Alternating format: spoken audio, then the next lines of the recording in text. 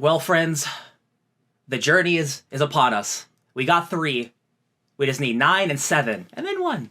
And then we got all of the Rings of Power. All the Rings of Power. I'll tell you what, I didn't expect any Rings of Power this early.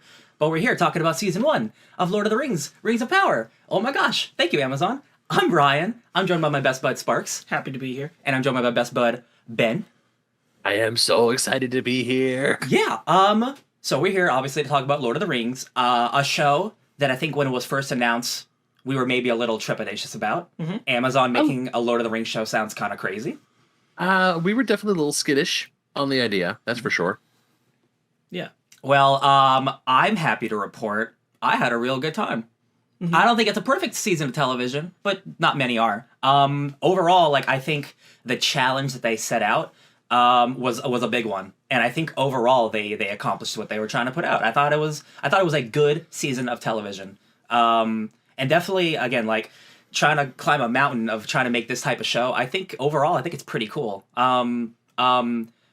I personally probably would have liked a longer season with how much they were trying to give us, but again, where they ended the season is also very interesting for the future. So, what did you guys think of season 1 of ROP of LotR?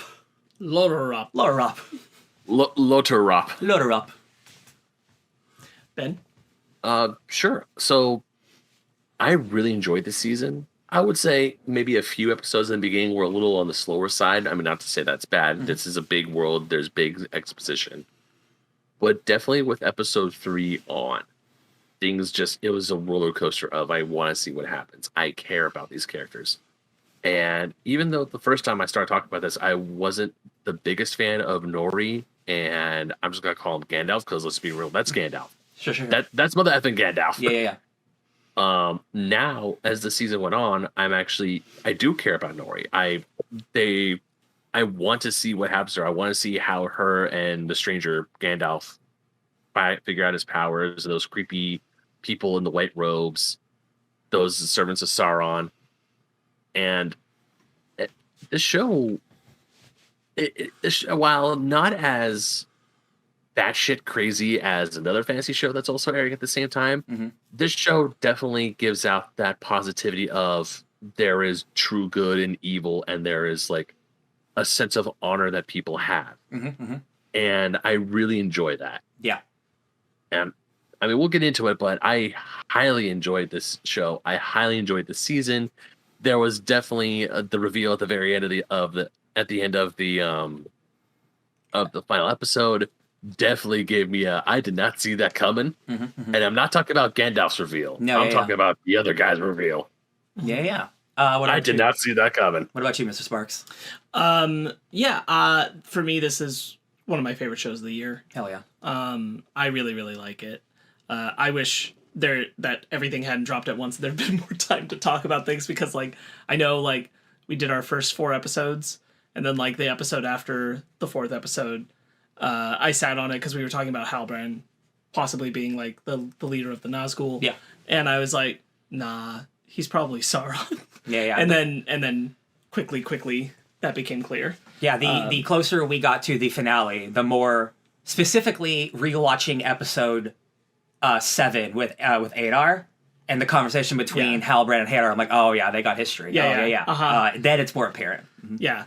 It becomes oh, it's this guy. Oh, yeah. It's this mother. Yeah. I really liked the show. I think my only my only complaint is I feel the finale races where the rest of the show had moved at a steady pace. Yeah. And the finale races to its conclusion of making the rings and setting us up for a season 2. I guess I don't know if you want to start there or weave into it, but the way that they had decided to end this season with what's revealed and what's created is very different than what was interpreted from the Silmarillion and stuff. Right. All all the rings are kind of created around the same time. The elf rings specifically last. The elf rings last, yeah. And Sauron is there under the disguise of the person who gives gifts I forget his name from the books, but like he's the gift giver. That's his name, and that's what he does in episode 8. He's supposed to be around for a lot longer than this one episode with Celebrimbor. He's homies with Celebrimbor for a long time. So the trajectory of also the showrunner said that the trajectory for Sauron is like Walter White. And that's just hilarious. That means he's going to be building more powerful over the seasons, is what that means. Okay. How that happens with him being revealed is a mystery I don't want to have to write, because that's crazy. He has to make all these other rings and be introduced to all these other races. While Sauron is kind of known to some people, is going to be a very interesting line they have to weave. Mm-hmm. Right. Yeah, like with the reveal of Sauron, and now that Galadriel and Galadriel's gonna tell Elrond, "Hey, Halbrand, that's actually Sauron." He knows. She's gonna go. She's gonna go to Numenor. And it's like, "Hey, remember Halbrand? That's actually Sauron." But she can't say that. She can't tell people. Oh, she can't tell people that's Sauron. Yeah, because remember, she was working with him this entire time, and he's one of the reasons that the rings got forged. So he's like, if you tell them, then you will be an accomplice to me. So you have to keep this a secret. Oh, that's right. That's Sauron lives because of you. You're right. You're right. The other thing I wonder, and I'm not sure if I really want them to do this or not, but I do wonder it is if like next season we're gonna start the mystery over. Who is Sauron? Because Sauron can change his appearance approaching these characters. Absolutely. And so, like, will he approach the dwarves as someone else, and you'll be wondering, wait, is this Sauron? So the thing I worry about that is absolutely, he is a shapeshifter. I do not want to lose the actor of Charlie Vickers as Halbrand Sauron. Yeah. So he is in season 2. Like, we know he's going to continue. Right. So I would be fine if they did do the shapeshifter aspect, but I really hope we don't lose him as a character. The thing is, like, you can have him in scenes where we're supposed to know, like, here's what Sauron's doing, and they're letting you know as an audience, like, here he is. He's over here doing this thing. But then you have other scenes where it's like, wait, this seems pretty Sauron-y. Yeah. And, like, Hilbrand's not in those same places, so...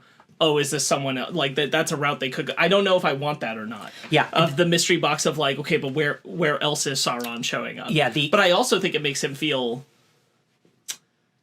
It makes him... If we don't do that, right? If we just stay locked in Hilbrand, it feels like we've diminished the feel of Sauron's, like, influence. Mm-hmm. Well, I think if we're locked in at Hilbrand. Yeah, and I think that is what, again, like this season will be. It's like Sauron regaining his influence over Middle Earth, and him like unknowingly like what's so fascinating again is like he talks about how Galadriel was fighting his enemies or her enemies and mine. So he doesn't like the orcs. This is a Sauron who does not like orcs. Who in the future, that's his entire army. So we have to get to a point where he takes over the orcs, whether he wants to or not. In Mordor, and that's going to be a whole fun story of probably like orc generals, other types of Adar people, and remember he said after Morgoth, I want to say he said something that after Morgoth fell, like some other people were trying to vie for power. That's why because Adar says, "Oh, I killed Sauron," even though obviously he didn't. Yeah, and he was just one of those people who wanted to take more power for himself. That's what I want to say. That's why for Sauron, he's like, yeah, orcs drove me out, but because these are traitor orcs, I need to go to my orcs and then raise an army and gain loyalty through them by killing all the traitors. Yeah. So I think it's worth acknowledging that in the story, Sauron, after Morgoth is defeated, does go to the gods. He goes to Manwë. Mm-hmm. And he essentially says, hey, yo, that was all some crazy shit. I'm willing to forsake evil and be good. Let's just, like, clean slate. And Manwë basically says, like, okay, like, we'll accept that, but you gotta serve penance. And so essentially he has to be imprisoned for a time, and then he has to just basically do community service. Makes sense. And Sauron goes, all right, I don't know if I'm that committed to good, and leaves. But there is this, like, interesting idea, like, if you wanted to extrapolate that, why is he actually out there on the raft? This might be him after he left Valinor. Yeah. This might be him after he left the gods. Yeah. You could make that connection and say that he just had been drifting out there after he decided, well, he didn't agree with Manwë, but he hadn't gone back to Middle Earth. I definitely think season 2 will explore how he got to where he is and stuff. Which will be fun. I hope so. Yeah. I also think it's interesting to know, like, in context with, like, Hilbrand as he speaks to Galadriel and the things he talks about and, like, rejuvenating his belief in himself and things like that. That Sauron was at not necessarily at a point where like he wanted to like he went and said, I want to turn over a new leaf. Not that he really wanted to completely change his ways, but that he was kind of lost without Morgoth. Yeah. And questioning what to do next and who to be. And Galadriel, and I think that it's worthwhile that, like, what Hilbrand is saying to Galadriel isn't all, like, it's not all deception. No, that's what's great about this season. Again, like, the stuff with Adar, and I'm talking about how they're not orcs, they're Uruks. They are people who deserve to breathe. They deserve to have a place to live.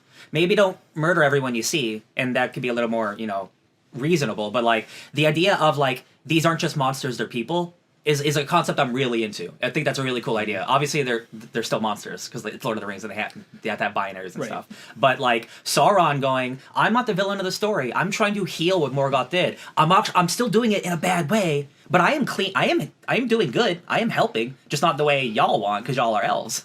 And that's, again, like, a villain never sees himself as a villain, and I think that's really compelling for a character like Sauron, who generally is just kind of like an omnipotent evil figure. Right. So to give him an actual personality and, like, goals and dreams, it's like, that's actually, I really like it. Right.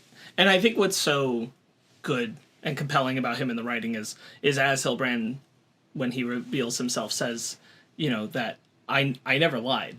Like, I chose my words very carefully, but I never lied to you. And every time Galadriel's like, you did this. Actually, Galadriel, you did this. You wanted to save Numenor. Actually, you saved Numenor. I didn't want to do anything with it. It was all you. I was going to stay there. I was just by your side. Yeah, right.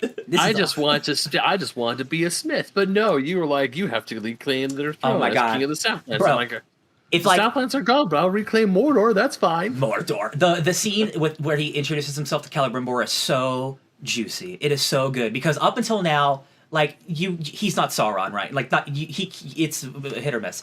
Once he enters that room and he's like, tell me about your smith, Celebrimbor. Oh, you're the ancient Celebrimbor. Ooh, what is this? Who is this? Can I teach you this thing? I'm just like, this guy's Sauron. No way. No, look how quickly he changed into this, like, this dude.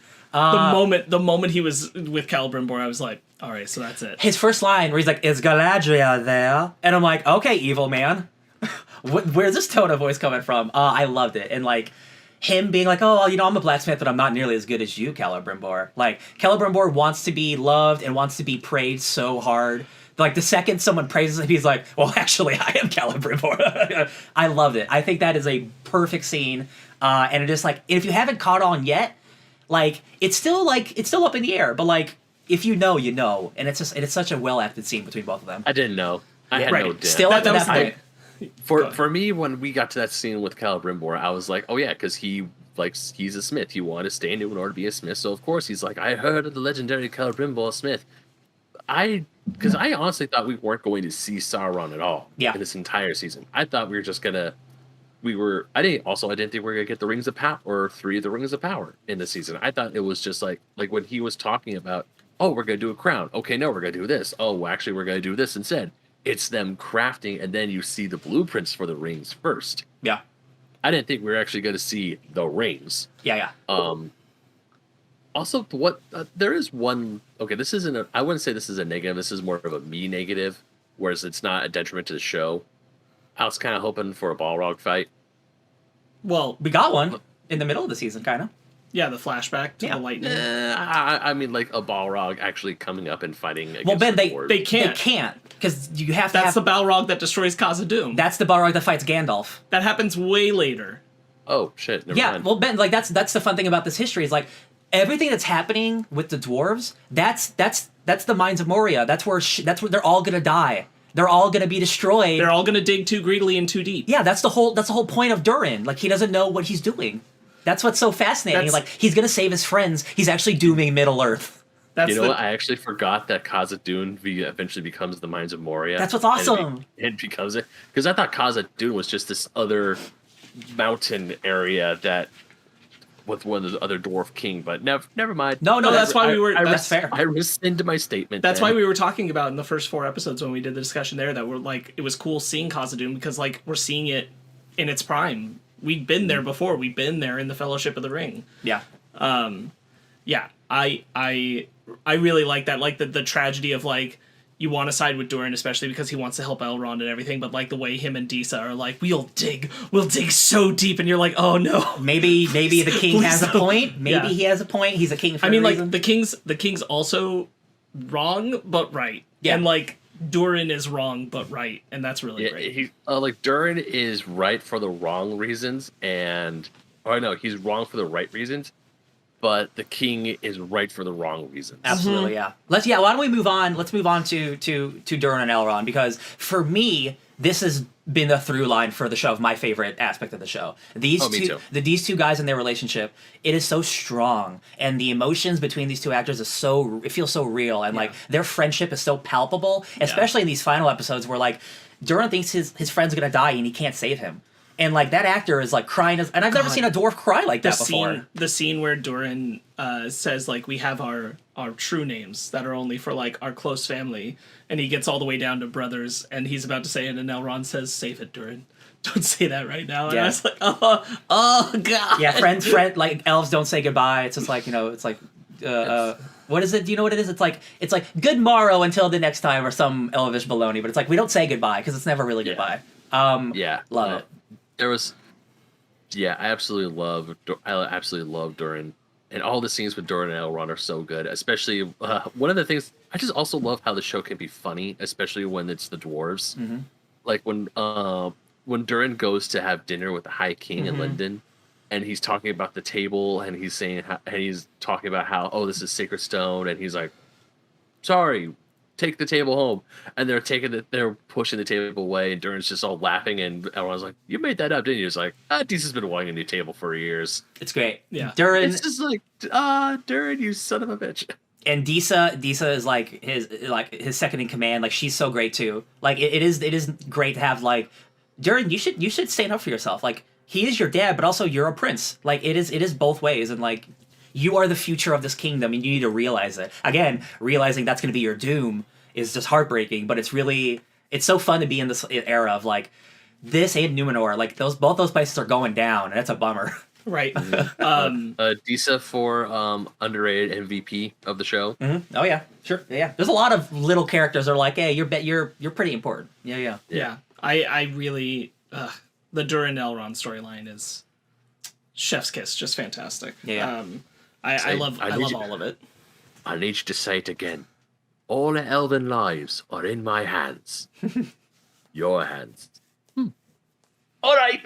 Yeah, I love. He just revels in the fact that he has so much power over the elves now. It's really amazing how like dwarves, small folk, none of this shit's real, but like how they're able to make the dwarves look stocky, and every dwarf looks stocky compared to a regular human, or compared to an elf, or compared to a harfoot. Like right. the details that they put into every like race of character is so just movie magic. Yeah. Because like I don't know how you make a regular dude just look like that. That's just a dude. But what do you like? It's the armor and the way he's presenting himself, and I'm like, man, just like movie magic is really special. It's really cool. It's one of the things where like I can't separate the fact that like I love the show not just because of the story and what it's doing, but I love the show because the show kind of pulled off a miracle and somehow recaptured the sense of Tolkien as crafted by Peter Jackson. Like it's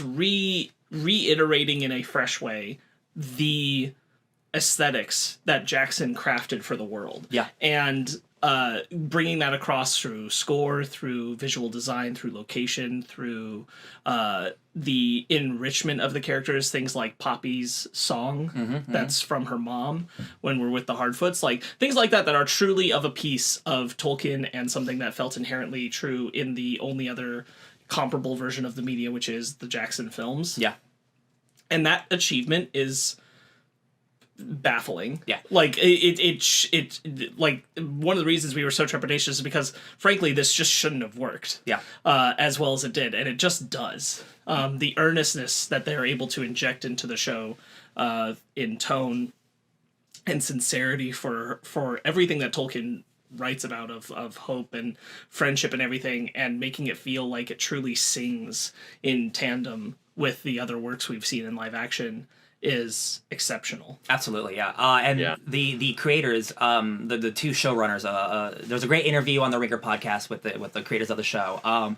Listening to them talk, it's like, how do you hire someone to make the Lord of the Rings TV show, right? That is a big ask, and like you could ask like the guys who made the show don't have a lot to their name, and it is just like the Game of Thrones guys. It is exceptional that they're able to pull out something like this. Because this is something that like, quite frankly, you need more experienced people to make with the level that you're trying to make of this stature, and like they did pull it off. And listening to their interviews talking about how like obviously like the books are really important, but like the feel of Tolkien is what's most important. And like we know what Tolkien is. Like we're not trying to do anything else. Like this isn't House of the Dragon. Like this isn't Willow. Right. This is Tolkien, elves, and hobbits and shit. So like you have to have those like binaries. But again, you can also introduce new stuff with like the orcs and Sauron and stuff. So it's like they're keeping exactly what is true to Tolkien, but also introducing some stuff that's like, hey, what if we put a little, not that this is not me saying that Tolkien's without thought. What if we put a little more moral gray into there? Like, what if the orcs aren't all bad? Obviously they're all bad, but like, what if we introduce stuff like that? Right.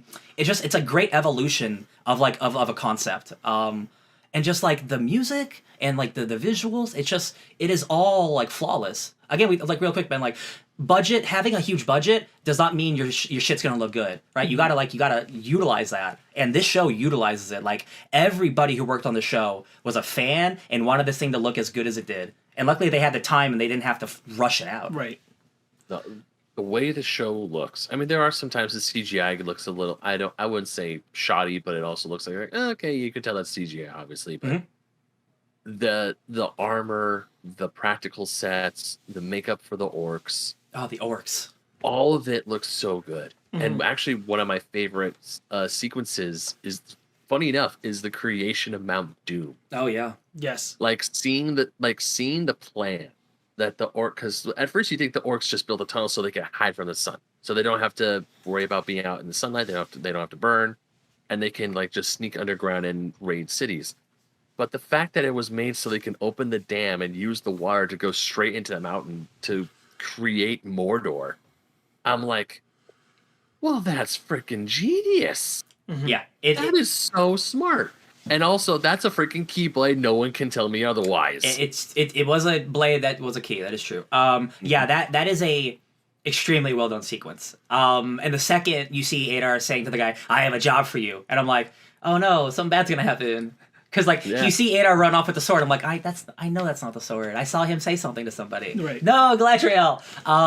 But yeah, like the dam breaking and like this plume of smoke, and I'm like, damn, this is awful. This is so awful. Right. And this Galadriel staring at the plume of smoke coming towards her. I'm like, damn, this looks real good. And then honestly, like the devastation after that in the next episode, the way they open up on it, the way they sit in it, just something that you don't see a lot, and getting the time for it in this television show is really incredible. They really committed to the idea. Again, this is very in Tolkien of like the devastation of nature, and what happens in a calamity like that. And I thought that was just so. That was like that. That's one of my favorite parts of the show. Yes, is just starting off episode 7 in the ash, in the fire, and the devastation of the volcano, and what happens now. And all the devastation that happens outside of the Southlands. Like when the Harfoots go to their grove is destroyed because of the volcano. Right. And then Gandalf tries to fix it, almost hurts Nori very badly. Or it's not Nori, it's Nori's little sister. Right. I forgot the name. But almost hurts her, but then it turns out it's like, no, he actually did what he was trying to do. He used magic to help make the plants grow, to make the apples grow. Mm-hmm. And everyone's like, hey, the big bill is actually not that bad. Yeah. Yeah, it's that back and forth of like, oh, is this Sauron? Is this Gandalf? Like, oh, he did a bad thing on accident, but is he actually doing good? Like, that's the fun of the whole season of like I didn't expect the show to be kind of like a quote unquote mystery box type show, and that's not what it is, but there's definitely an air of mystery around the whole show. Right, so it's not necessarily a mystery box. It's just a mystery. Yeah. There's just a mystery in the first season that they're aware of and they're playing with. Yeah, for multiple characters, and it works out pretty well. Yeah. Yeah. It worked. It worked very well on. It was funny because Ryan was there when I was watching this with my mom and Megan, and so the moment that the cultists show up and they call the Istar Sauron, And she's like, oh man, that sucks. And like, I was like, I'm not convinced by this. I've never been convinced by the idea that the stranger could be Sauron. I'm like, you don't put the stranger with the Hardfoots to turn them into Sauron. Like, you just don't. Yeah. So I was never convinced by that. And then like, it's literally like the next scene where Halbrand goes up to Callum Brimbor and is talking with him, and he's like, hey man, like, what if you coaxed it with another alloy? And I was like, oh, this guy is Sauron for sure, because he's talking to him, trying to coax him into making the rings. That's what's going on. So one of Sauron's names is Anatar, the Lord of Gifts. So when he said, think of it as a gift, I'm like, that's him. That's the Lord of Gifts right there, baby. What's up, Anatar? Yeah. So it was funny because my mom's like, oh no, the stranger's Sauron, and I'm sitting there like, nah, come on. It's Halbrand for sure. Yeah. It's Halbrand for sure. So when I was watching that with Fanny, and it got to that part, and the let's call them cultists. When the cultist look and says, Eminem, we serve you, Sauron, I'm sitting there going, bullshit. Yeah, no way. No. That's not. No, that can't be that. That can't be him. As the episode was going on, I was like, "Oh, frack, is it him? Is it really Sauron? That would suck so hard." And then there's like, "He's not Sauron. It's Ishtar." I'm like, "Frickin' knew it." Ooh, I know. why The second he grabs the staff and does like the wind spell thingy, I'm like, Gandalf. That is my boy Gandalf. I didn't then. It's when he turned all the cultists into moths, because Gandalf likes some moths. And then it's at the very end when he does the nose line. I'm like, oh, okay, there you go. All right, follow your nose. Okay, I get it. And of course, it's like Ishtar means this, also means wizard. I'm like, you Gandalf the Grey. Now there is still speculation that this isn't Gandalf, and for all we know, it can be, it couldn't be. There is no definitive proof. Because there are still some blue wizard nonsense that's going around in the background. We also don't know where Saruman is, so yeah. I don't think he's Saruman though. But if he's Gandalf, I won't be mad. If he is, if he's not, if he is, like, either way, I'll be happy. I think they're doing a good job of making him his own character right now. Right. Yeah. I remember we were talking last time that if this is Gandalf, this is a good through line as to how Gandalf has such fondness for hobbits. Yeah. Because this is like when he was found by a hobbit. He wasn't raised by hobbits, but he was with them when he crash landed. He was hanging out with them, and he grew a fondness for them, and then all of his adventure with Nori to try and find the stars. So it's like, yeah, okay, I could see how this can tie into the Hobbit, Lord of the Rings, yada yada yada. Yeah. But also, if it turns out that he is one of the blue wizards, or he is one of the blues, then I'm not going to be upset about it. I'll probably be upset if it turns out to be Saruman. Yeah. I don't think I'd be upset by that, because the thing is that Saruman Saruman was good. Saruman was good. True. Saruman was a mentor to Gandalf, and good, until he truly got corrupted by Sauron. And so, like, there can even be an air of tragedy about that. That could be a season 3, 4. Well, because I was gonna say, like, yes, there are the nods to it being Gandalf, but there's also, like, the way they phrase specifically, yes, that means wise one, or in your tongue, wizard, but Saruman the wise one, like, it's there. Yeah. So, like, and all of these things, like, are, they could be nods to Gandalf. They can also be nods to things that Saruman passes to Gandalf. And again, like, this is a show that unfortunately is going to be just met with disaster after disaster by the time the show's over. Right. So why not add one more, like, emotional disaster of having who you think is Gandalf is actually Saruman, and you see how slowly he turns to Saruman. Yeah. And that would be actually devastating and awesome. Okay. I'll be honest. Like, I kind of like that idea more personally, just because I feel like it's easily skipped over that Saruman was good for such a period of time, and that there's a reason why Gandalf turns to him in Fellowship of the Ring. And I think having the room to establish that here, and, like, some things he learns he passes on to Gandalf, wouldn't be weird that these experiences don't all have to be Gandalf's. Yeah. When has Saruman the Wise abandoned reason to madness? Saruman goes, dude, it was in, like, season 5 of Rings of Power. Didn't you watch it? Let me show you the story. It's like, that's the part where I turned for... No, but that's the thing. Like, he doesn't turn until, like, it's not long before the Fellowship of the Ring that he's fully been convinced by Sauron. So he was deep into the Third Age before he turned. At least Rogue One territory. At least that's all the information we've ever had in the books, is that Saruman only turned at, like, a period of no more than 100 years before the Fellowship of the Ring. It's interesting. They talk about Rune, where all the wizard people like come from and stuff. And Rune is a place that we don't know much about in the books. So this will be really cool and exciting. That this will be like one of the first times that they can actually expand and explore a place that hasn't been really seen in Lord of the Rings. At least live action, I mean. Yeah. And that could be, and I don't know anything about Rune. Like, what a bunch of wizard people doing over there? Who knows? I would like to see what a bunch of wizard people are doing. That sounds great. Give me some Scottcasts. I think something I'm really interested in, because I honestly don't know, I don't remember it, and I haven't looked it up, is how wizards get their names. I'm very curious about that, because what is the path to, if this is Gandalf or if this is Saruman? How he gets his name, I think could be pretty cool to see. So yeah, I'm still firmly in the camp where I'm not entirely convinced this is Gandalf. They've already come out and said, like, don't get too confident that you know who the stranger is yet. Okay.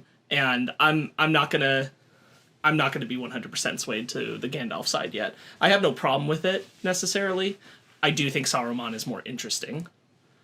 So it looks like, at least initially, I'm not seeing any like super deep lore reasons why they get their specific names. Yeah. But like that, they could change that too. Yeah. I don't know. Yeah. I think it's less something like, I think it is something that hasn't been specified, so they have room to fill a gap. With an idea. Yeah. We're talking about the Harfoots. Let's continue on the Harfoot journey. We lose Sedek. Yeah, we used Slatic at the end. I was with you, Ben. I didn't dislike it, but I wasn't as hot on the Harfoots the first half of the season. But definitely the last half, they really grow on me. They do. They're just so lovely, and family's so nice. And her dad her dad is also a secret little MVP, because he's like, that dude makes me cry a little bit. He's really good. Oh man, her dad is like, the second the stranger leaves or the second the stranger bounces after almost hurting his youngest child, he's still like, no, we need to still help this person. It was an accident. He didn't do it out of malice. And it's like, he's a good dad. Hearts as big as our feet. And I'm like, it's a good line. I love you so much. It's a good dad. I think it was, now that we're at the end of the season, I'm all the more pleased that we did what we did with the Harfoots and spent as much time with them, because I don't expect to see most of them in a following season. I don't think we're done with Poppy. I'm not convinced that we never see Poppy again. Yeah. I'm just not entirely sure how we get back to that.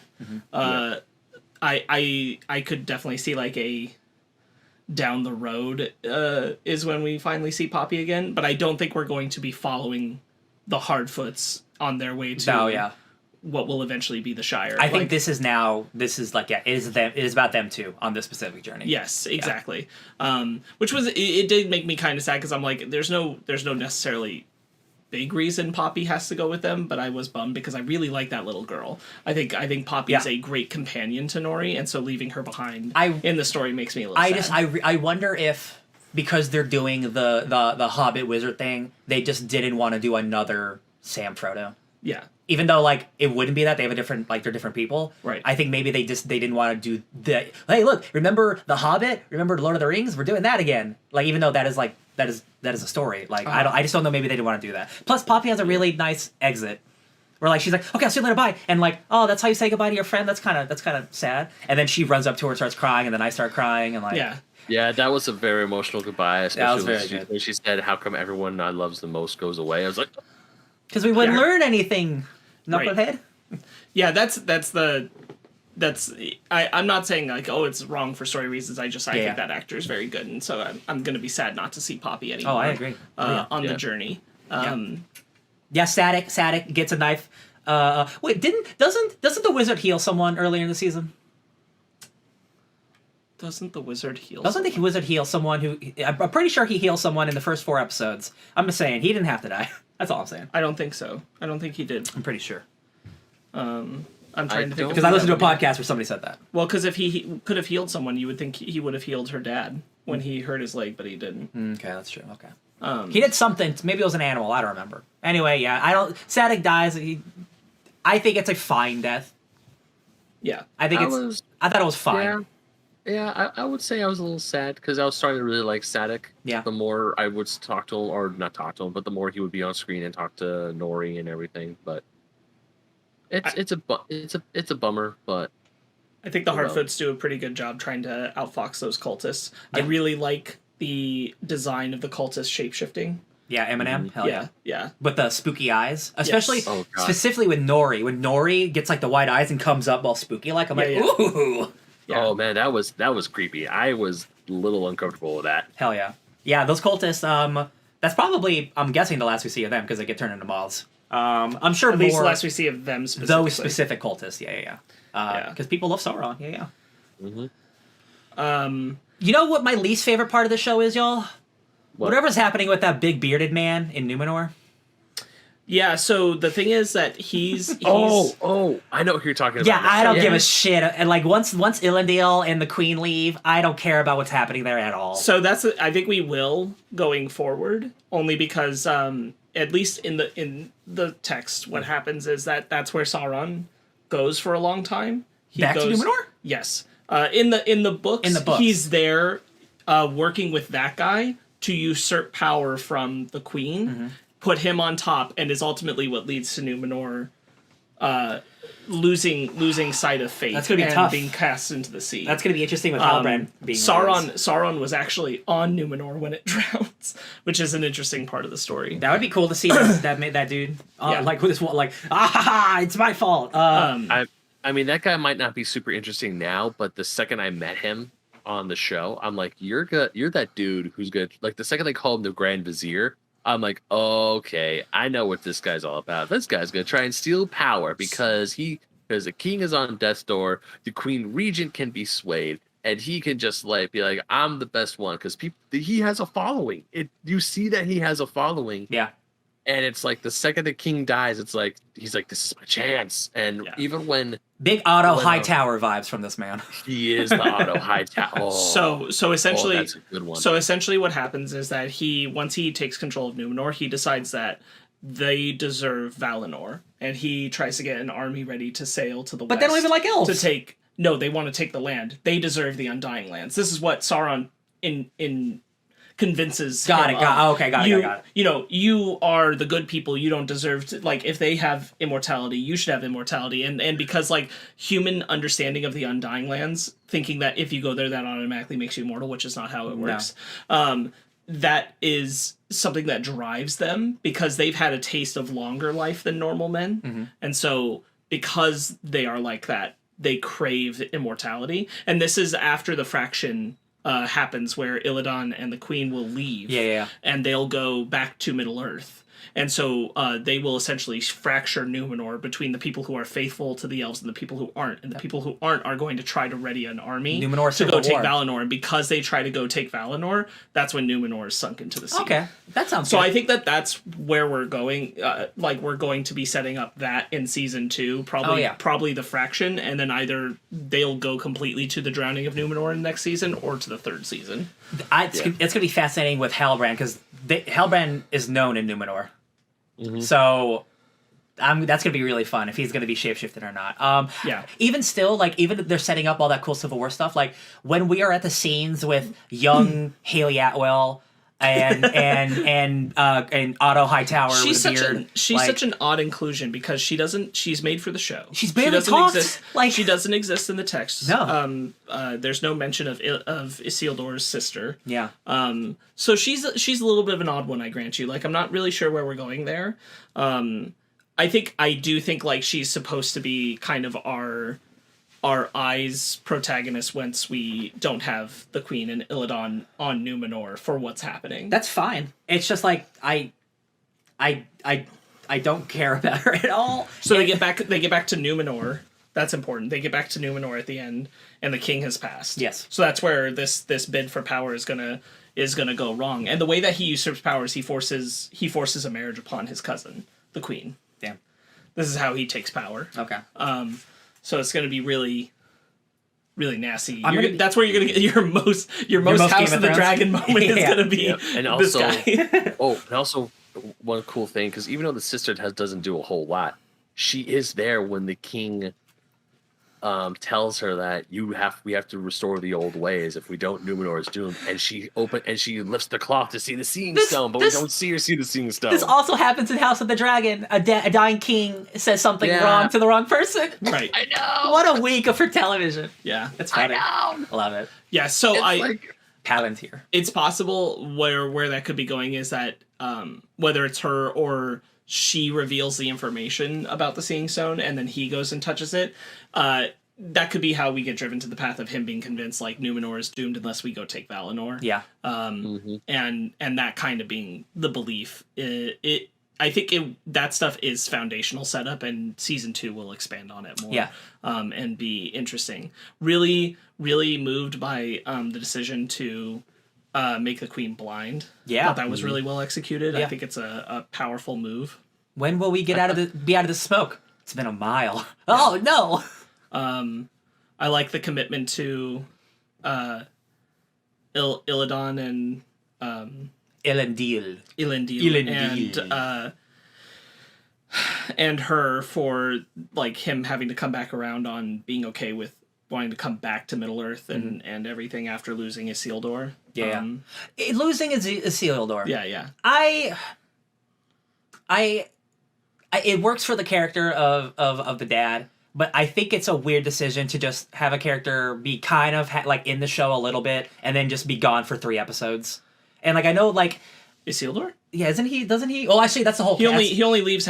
We only lose him at the beginning part of episode 7. So he's only gone for like 2.5 episodes. No, 2 episodes. Almost 2 episodes. Okay. But what I was gonna say is what I think they're doing. I think he's going to find his brother. Yeah. And this is going to be the beginning of them forming Gondor and all that. Isn't he like dead or captured right now though? Like, Isildur? Yeah, where is he? Where is he? Where is he? He got trapped. He's trapped. We didn't see him after the rubble fell. We don't know what happened to him. So that's why I think like we're going to come up with him like he's alive. Yeah. Because we all know Isildur's he can't alive. be dead. Exactly. But we know that like he and his brother go on and form are a big part of how Gondor forms and everything. We get the statues that are like the one behind us right now. Yeah. But that are of the 2 of them that we see in the Fellowship of the Ring. Yeah. So I think this might be the bridge of how we get those brothers back together. So when they do reconnect with the dad, it'll be both the brothers, and that's how we're gonna get the big lead up to establishing Gondor, establishing the Kingdom of Men in Middle Earth. Gotcha. I guess this is just me, like, because I know Isildur's a big name. I'm like, why did you fake his death? I know he's not dead, but like that's a me thing, not a regular audience thing. I do think I hear you, because I also thought it was weird we didn't pick up with Isildur at any point again. Like it wasn't even a tease for the next season. I think that they left him in that kind of cliffhangery spot, not necessarily because they thought you would think he was dead, but because when we pick up with him, it'll be like a decent chunk past time has passed, him having been lost there, and instead following him coming upon somehow finding his brother. And that like motivating the events. I think a lot of season 2 for Isildur's story will be about him with his brother. Or finding his brother. I was thinking the other people who got captured, all the townsfolk, and our elf man and his lady and Theo, who I still hate, who's only gotten worse, I think. Yeah. I was less like angry about Theo in the first 4 episodes, but in 4 more episodes, I don't like him. I don't care for him. I think he's I don't like him. Theo sucks. Yeah, he definitely sucks. Now carrying a special sword. Hopefully he gets better in the later seasons, but Theo sucks. Yeah. It is also interesting, like I forget how the actress playing Galadriel, she's a short lady. Yeah. So when she's standing next to Theo, who's like 15 years old at the same height, and I'm like, man, sizes are funny. Yeah. She's the commander of an army as a teenager right there. She gets very tall later. She gets very tall later. She did some cool horse stunts. People seem to be hateful on these horse stunts. I think they're fine. I think they're cool. Sure. Cool. She's going like, "Wah!" and stuff like that. I'm like, yeah, come on. Horse stunts, baby. Hateful of horse stunts. Okay. Yeah. I mean, there was more horse violence, I'll say, in those last episodes. Oh yeah. No, they're not mad at people killing horses. They're mad that Galadriel's too good at horse combat. Oh, get out of here. Yeah. It's those people. I'm sorry, you can't be mad at Galadriel for horse combat if you're not mad at Legolas surfing on a shield down the stairs and knocking out 20 orcs along the way. Yeah. You can't be mad. People seem to forget that he's a surfer. Elves do crazy shit. Yeah, and yeah. this is Galadriel doing crazy shit. So Yeah. people are like, "Oh, Galadriel can't do that." It's like, no, you're just mad because it's not Legolas. Yeah, so This piece of crap. Andrea and the Southlanders are just kind of waiting now for Hellbrand to come back.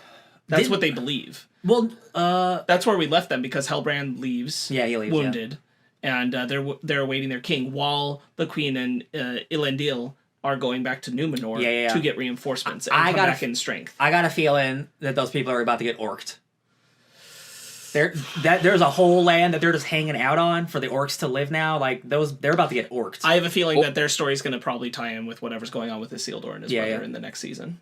I was going to say they become the first denizens of Gondor. Yeah. Well, that would be tying it in with like Isildur and his brother. I think that's probably where we're heading because They'll have to move south. It'll be interesting if Hellbrand's not going to come back and be their king. No. So that's not going to happen. That story's not going anywhere. So yeah, I think they're going to be reconnecting in that way and kind of forming a new idea of like, well, we almost had a king. Like, what's our idea of a kingdom going to be? Yeah, let's build our kingdom instead of wait for someone to build really it for great, us. really great siege episode. The one where they trick the orcs, take the tower down on them, then they're holding up the village to Episode try and trap 6? them. Yeah, while we're awaiting the forces of Numenor. Yeah, we haven't talked about that section much, but that was a great episode. That is where we just focused on that story. kind of the only really big action episode. Yeah, Which it's a is major war episode, which is fine. But they did a lot. Yeah, they did a lot with it, and visually it all looked incredible. Yeah. You saw it on the big TV. Oh, on the big FOF TV. Yeah. And like so much night scene, and I could see everything. Yeah. It's true. Yeah. We can see it in the other show too because we got a nice TV. No. It's not a slight on House of the Dragon. Yeah, it's a slight on Game of Thrones final season. Oh yeah. Okay. This is like.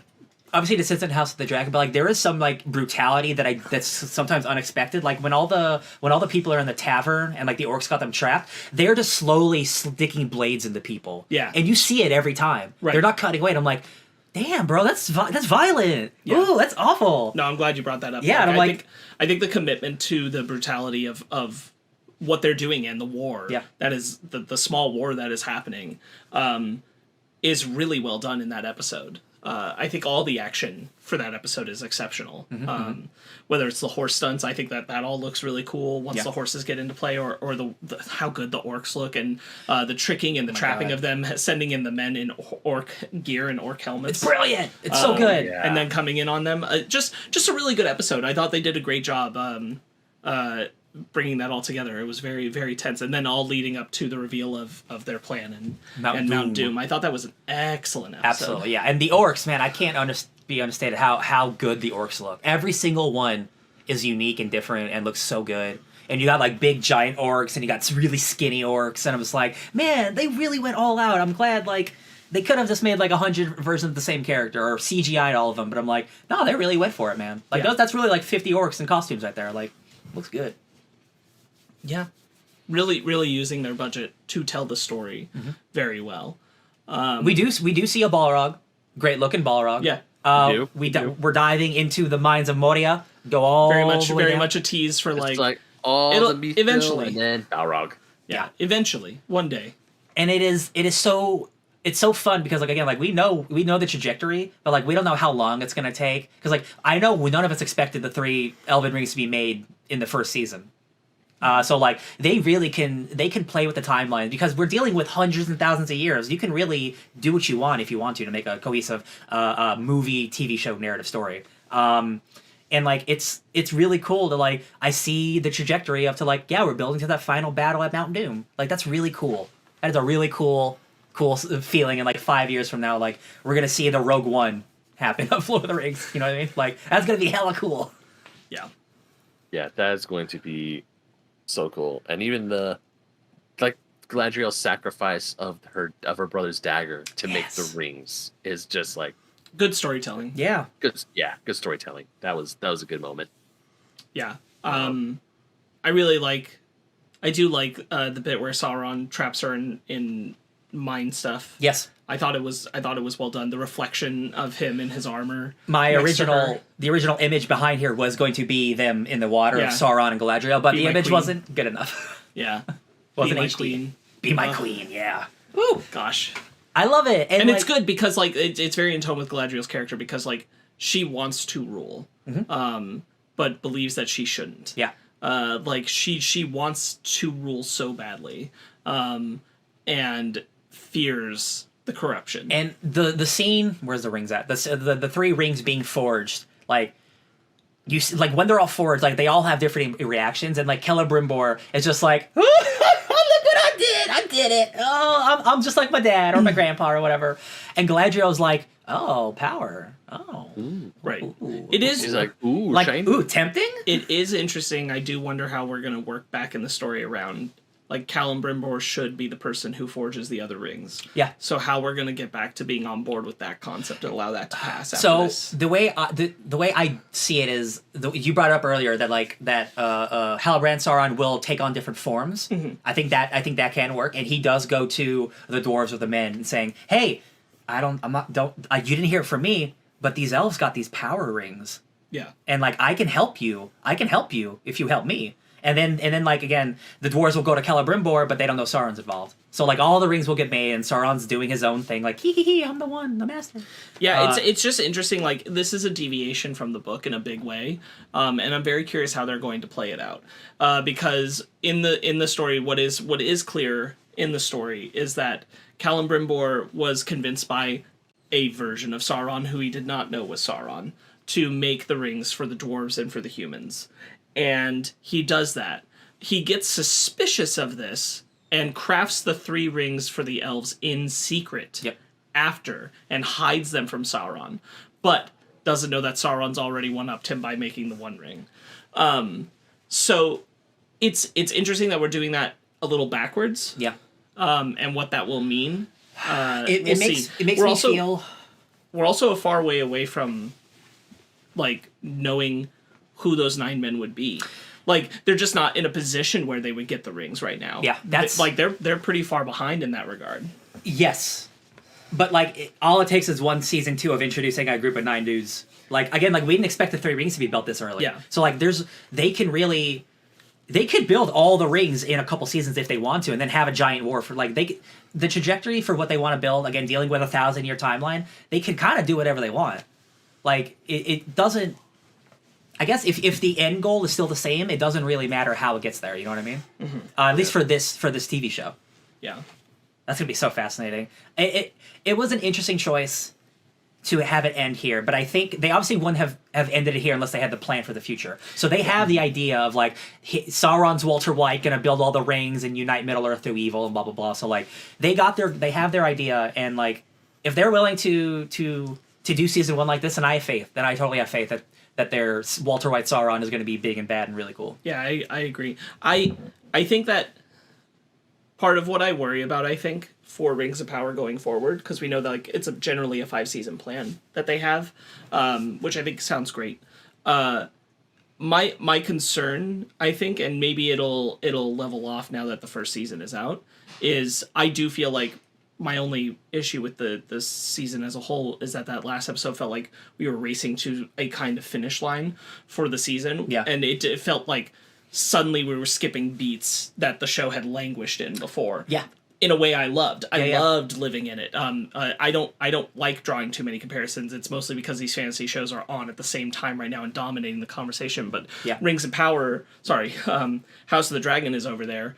And I like House of the Dragon fine. One of my big complaints about House of the Dragon is I feel like I'm not getting to languishing characters as much as I want to. I understand what story we're going towards and all that kind of stuff, but that's still a feeling that like I feel when I'm watching the show. Mm-hmm. So living here, where we get to really sit with characters and story beats, having the last episode really feel like it's racing, didn't work for me. And I felt like it was all done in service of, you've got to have like a season finale endpoint. Yes. And that, I think, could be a tough struggle for 4 more seasons, because it's not like this part of the story is structured to have season finale endpoints. Yeah. Like, the next season finale can't be, and now we've made the other, like, they don't have so clearly those charged events. I 100% agree with you. I have a feeling that this will be the only season finale that feels like this, because it feels like they had to get to this point. That's what I'm hoping. Where Sauron is revealed and the 3 rings are made, so the elves are clear. So I think like they had to rush to that point. Because I agree. Like I wish the season was longer. Like I wish this would have been 10 episodes, so we can like you said, languish with more of the characters, stay with them longer. Because as much as I do like the last episode, it is fast. Yeah. Like he's Sauron now, and the rings are made, and like bam, bam, bam. But I do feel that like this was the only time this will happen, and I guess we'll see in the future. But like, hopefully that's true. Yeah, it just feels like a move made to convince it, ensure that there is an audience. It feels like a producer, like we have to have a big finale. We need to ensure that there's an audience for future seasons. Yeah. And I think absent that decision, I don't necessarily know that the rings get made this early, because I don't know that they should have. Yeah. In the structure of this story, I don't know that we should have, part of me wonders if the better, but like you want the follow-up episode, but the better like season capper is the creation of Mordor. Yeah. Rather than the creation of the rings. Honestly, that could have been a season finale. Yeah. Like a 6 episodes is short, but that would have been an awesome come back in a year. What happens after Mordor's created? Yeah. It's gonna be fascinating. Again, like I don't think they would have made this episode 8 decision unless they believed in the next season's trajectory. Mm-hmm. So hopefully this will be the only little fault of being rushed. Yeah, the only one where the pacing just gets really thrown off because they've had something so lovingly and carefully and consistently crafted. Yeah. And then this one kind of got a little muddy in how quickly it wanted to move. Yeah, I agree. Yeah. Ben? No, I agree with a whole lot you guys are saying, because this last episode did feel quick, whereas the other ones, they had a good pacing to it. They had a very good like the transitions weren't so like jarring. This one did feel the last episode. This one did feel. I don't want to say rushed, but it did feel like they were like, "Oh, okay, we gotta hurry it up." But at the exact same time, this last episode was still a fun ride to go on. It was still, we got so many things. We got the ending of certain stories and the beginnings of new ones. We have some good cliffhangers, like when the Queen and Elrond get to go back to Numenor and they see all the black flags, and it's like, oh no. Yeah. So whose flags are those? Did I miss it? No, so the black flags are because the king died. Oh, okay. I wasn't sure if there was like an army or something. No.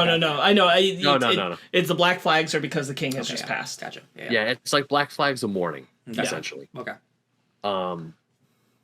Yeah, and the Queen of Numenor, I also love how when she swears that she's going to come back and fight, even though she's blinded, she saw before she got blind, she saw horrible destruction upon her people in the creation of Mount Doom. I think, and she's like, you know what? No, this is personal now. I want to wreck these fools. Mm-hmm. I do wonder if just because like it is odd. It is one of the only times in Tolkien's story where he does something like this. The kind of incest story with the vizier and his cousin the Queen for the Numenor story. They might change that. I think that they might use her blindness as the way to call her unfit. Yeah. That he'll wield that against her. She can't rule what she can't see. And while that's like a weaker argument, I do see like maybe that being the way they work into a more of a piece of the rest of the tone of the things, because it has always been a little odd to everybody that Tolkien went with an incest story in the middle there. That's not something he usually included. Yeah, they could leave that one for the House of the Deep. Which could be just that he wanted to really pronounce how gross the guy is, because he does force this marriage upon her. And he does seem kind of gross. Yeah, he does have that vibe about him. Yeah, he's a bad dude. Yeah. Oh yeah. Well, we're about an hour in. Do we have any other thoughts any characters you want to bring up? Any moments, thoughts, concerns, gifts? I really love Galadriel and Elrond's reunion. Specifically the scene where they actually get to sit for a moment and talk, and she says like, I didn't like, as far as like wanting to see the rings made, I didn't come through that large sea. I'm butchering it, but like I didn't cross that empty sea to drown here. Feeling that they are, like the elves are kind of giving up, and she's like, I didn't cross all of that just to quit. I didn't do all this shit just to give up. Exactly. And I really, really like that. They have a great relationship, and it is really nice to have just a nice platonic relationship between a male and a female, because like there are the people online like, ooh, are they romantically inclined? Like, no, two people can just be really good friends. They can put their heads together in courtship of friendship, and they don't have to be kissy. It's okay. Oh, I was surprised we got mention of Galadriel's husband, Oh yeah. Oh yeah. who I'm pretty sure isn't dead. So I think that they're doing a thing where he just got lost and she's going to find him again. Because if I recall correctly, he's not dead. No, he's not dead. Are You they see him divorced? In Fellowship film. of the Ring, yeah. Are they divorced Yeah, or you something? see him in Fellowship, and you also see him at the end No, of he's the guy Return of with the King. her. Oh. Yeah. So That's his husband. That's her husband. I think she's going to find him is going to be part of the story. Interesting. Is that when he went off, he got separated and lost. I think he'll have found he'll have settled the place that she'll end up, the forest. Yeah. That she'll end up in. He might have taken a faction of elves there. Oh, okay, because the yeah. elves do break up around the war with Morgoth into different locations, and some lose contact. Ooh. So that could be part of the story. I was just surprised to get a mention of him there. I was like, oh, I didn't think we were going to do that. I thought we were just going to meet him later. Yeah, I forgot all about that. I didn't think that. Yeah, I thought we were gonna meet him, and then Galadriel falls in love because it's like, oh, but your husband. Is this your first husband? Do you have multiple? No, husbands? that's his name. That's him. That's him for sure. Oh, it's that guy. Yes. Oh, yeah. he gets murdered. He straight up gets murdered in Lord of the Rings. Yeah. That's great. Okay, cool. Damn, that's Wait. No, he doesn't. Doesn't he? I thought doesn't he get killed in Two Towers? No, Oh, I'm thinking of a different guy. Just kidding. you're thinking of a different guy. Yeah, Oh, okay. the guy. Yeah, because there. I mean, I can't see you guys, but No, yeah. the guy. Because if you look up the final scene of Galadriel, Elrond, and this random dude about to cross the ship and to go to the Undying Lands, that's Galadriel's husband. Got it. I'm thinking of a different elf man who got killed at the Two Towers. Yeah, that elf guy. I like that elf guy, but no, that's Interesting. not Galadriel's husband. Yeah, That's that- someone completely different. Yeah, that needs to show up. So I think that is going to be a part of the show as well, as at one point Galadriel finding him. They say they lived the Second Age together. Yeah. That's interesting. Yeah. Oops. Because she marries him towards the creation of the rings, I think, in the story. Or that's like when their courtship begins. They first met in the First Age. First met in the First Age. Yeah. He's apparently all up in the Second Age, and just like I'm a house husband. I'm hanging back. Yeah, but that's the whole thing, is that he and Galadriel are not separated like they are in what the show's saying. Somebody just made a joke about Celeborn's origins or his celibirth. Shut up. Oh, We'll meet. Hopefully he shows up. Gladriel deserves some love. She's been through a lot, she does. She really does. and we'll definitely. Don't worry, Ben. We will get a Balrog fight sooner or later because those mines Yay. are going to open up, and people got to get burnt. Dwarves are gonna dig too deep. They Yeah. got too greedy. Yeah, it's going to be really interesting to see the rest of the story unfold. I'm super into it. Can't wait until 2024 when we get the next season. Realistically, that's really not that long No. for the type of show this is. No, I'm not complaining. Oh yeah. I have faith that they know what they're doing, that they care a lot about bringing Tolkien to life in a way that feels truly of a piece and spiritually connected to the source material. And I think they've done an incredible job. I'm just so pleased to have something this heartwarming Yeah. in fantasy on television. Yeah. 100%. It's just so nice, and it looks so good. It looks so good, Ben. It looks so good on the TV down here. Like, I'm gonna watch this whole season again. It's so pretty. It is Want to? very pretty. I want to see the big F off TV. I want to see the TV. Yeah, it's really great. I think that, just like you said earlier, the team that came together clearly has a passion and love for this work, and it is oozing out of the screen at all times, whether it's the score, Brad McCrae doing an Oh my God, the score, incredible job. Every like set of characters has their own theme. Yeah. They all sound great. It's all in tune with Howard Shore and Lord of the Rings. Yes. I absolutely love the the flutes of the Harfoots. It is so beautiful and like Yes. whimsical, and like I just want to live in like the doo doo doo. I want to live in that. The I love score it. for Mount Doom erupting, like, oh god, yeah, Boom, exceptional, boom, exceptional boom. job. The dwarf stuff Brad McCreary is always incredible. The dwarf theme is so good. lives in my head all the time. Yeah, so excellent. I really love it. I think there's incredible performers in this cast. I love a lot of them. I think they're all doing an exceptional job. I'm super excited. I've already got a little bit of a taste of it, but to go back and watch Hellbrand really like be saying everything and nothing at the same time, and you're like, oh, this guy, I watched like half of this season twice, and definitely you definitely notice Once you know some of the things he's saying are like, oh, okay, I get it. All right. There's only one part that I feel is like for the audience and not truly of the character, and it's the bit where Galadriel's supposed to be convincing him to go and be king, and go over, and he is sitting alone in the smith shop looking at the king icon, and he walks away from it just stays on the king icon, and then he comes back and takes it, and it's like, and I'm like, okay, so that's for the audience, because like Sauron wasn't like just standing there doing that for just himself.